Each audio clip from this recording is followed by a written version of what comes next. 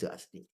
Tapi kalau berkarir Hmm. terus mempunyai penghasilan yang lebih dari suaminya, itu gimana, Pak? Karena Iya iya. logikanya ketika si istri misalnya penghasilan lebih besar dari suami, pasti kan istri Hmm. ngerasa kayak, "Oh, ini punya power lebih nih di Iya keuangan iya rumah tangga." iya Dan iya. itu kayaknya bertentangan sama konsep apa Kowam tadi, tadi ya? kawam tadi, ya kan, Pak?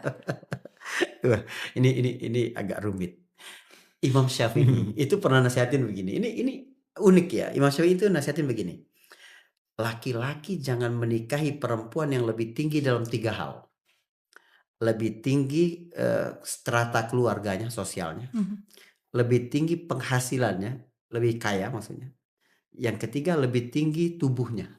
Mmm. Kita nggak tahu tuh apa, kenapa Imam Syafi'i kemudian, bilang bahwa perempuan juga yang lebih tinggi secara fisik daripada laki-laki, wallahu a'lam. Mhm. Tapi ketika Imam Syafi'i menasihati itu, karena memang dia dapati banyak dalam kehidupan masyarakat, ketika perempuan itu punya penghasilan lebih, maka kecondongannya untuk, tidak taat kepada suami itu semakin besar. Imam Syafi'i itu kan punya buku, imam mazhab, berfatwa. Fatwa Imam Syafi'i itu selalu berkenaan dengan, konteks-konteks pada waktu itu. Jadi karena Imam Syafi'i berinteraksi dengan masyarakat dan melihat seperti itu, maka dia kasih nasihat itu. Mhm. Sama seperti begini, Imam Syafi'i itu, dia dulu tinggal di Irak, terakhir tinggal di Mesir.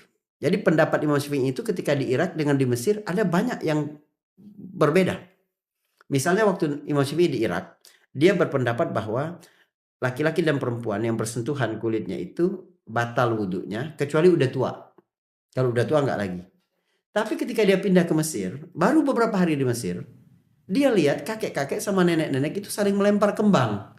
Wah, ternyata udah tua juga begitu, punya hasrat. Akhirnya Imam Syafi'i bilang, walaupun sudah kakek-kakek sama nenek tetap batal. Ah, gitu loh. Jadi Imam Syafi'i itu membaca realitas sosial seperti itu.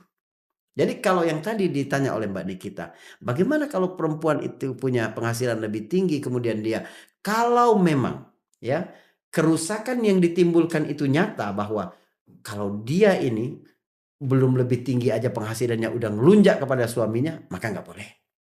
Karena saddu zara'i atau menutup celah kerusakan itu harus diutamakan. Mmm. Tapi larangan asal tidak ada. Artinya qawamah itu bukan pada siapa yang paling banyak penghasilan, tapi dari siapa menghidupi keluarga. Kalau suaminya bilang begini, "Kamu boleh kerja, kamu boleh punya usaha lebih dari aku, tapi ingat kamu makan dari kantongku."